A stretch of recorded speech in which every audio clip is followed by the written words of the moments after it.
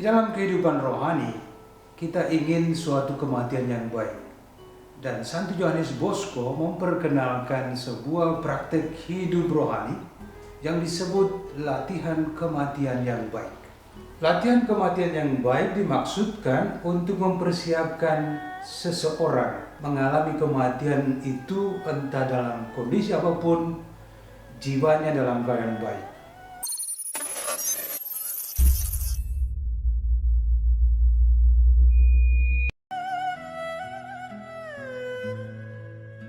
Yang pertama itu pengakuan dosa bulanan. Dan yang kedua adalah meditasi atau konferensi pada hari sebelum latihan kematian yang baik atau pada harinya, di mana ada kegiatan latihan kematian yang baik. Dan yang ketiga adalah refleksi atau pemeriksaan batin. Dan yang keempat, bacaan dari konstitusi atau aturan Salesian. Yang kelima, memilih salah satu orang kudus yang bisa dijadikan panutan pada bulan itu. Apa gunanya dengan latihan kematian yang baik ini?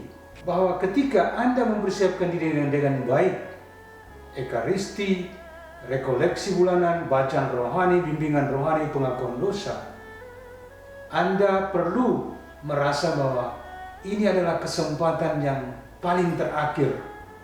Maka itu, ajaran yang sederhana ini tapi sangat penting, sangat konkret bagi kita. Kiranya kita memperhatikan bahwa praktek-praktek bulanan, katakanlah di sekolah yang sudah menjadi kebiasaan, di paroki yang sudah menjadi kebiasaan rutin, di dalam biara, dan dimanapun kita sebarkan ajaran ini supaya setiap orang selalu mempunyai persiapan batin yang sangat baik ketika ia mengalami kematian yang datang menjemputnya kapan dan dimanapun.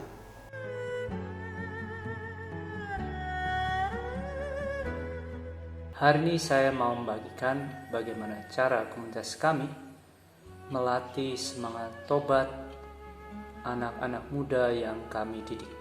Anak-anak didik kami memperoleh kesempatan ibadat tobat dan pengakuan dosa setiap 2 bulan sekali. Di bidang pembinaan, kami membina anak-anak muda calon-calon Salesian baru, yaitu para aspiran dan prenovis. Dan kami setiap bulan mengadakan latihan kematian yang berbahagia. Apa itu? Itu adalah tradisi dari Don Bosco, di mana kami akan mengadakan rekoleksi bulanan, lalu kami berdoa rosario pribadi, berdoa ibadat harian pribadi, dan melakukan pengakuan dosa pribadi.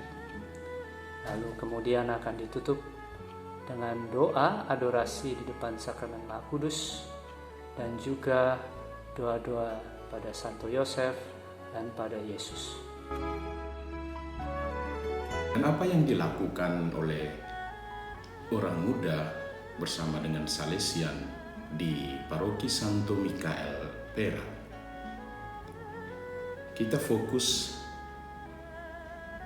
pada meditasi dan pemeriksaan batin. Meditasi, hal yang sangat penting diperhatikan di sini adalah mendengar. Mendengar itu ada kaitannya dengan obedience atau ketaatan. Ketaatan dalam bahasa Inggris itu obedience. Dan obedience berasal dari akar kata bahasa Latin ab audire, atau yang seringkali kita pakai audio, itu mendengar. Jadi mendengar harus dilanjutkan dengan aksi, taat.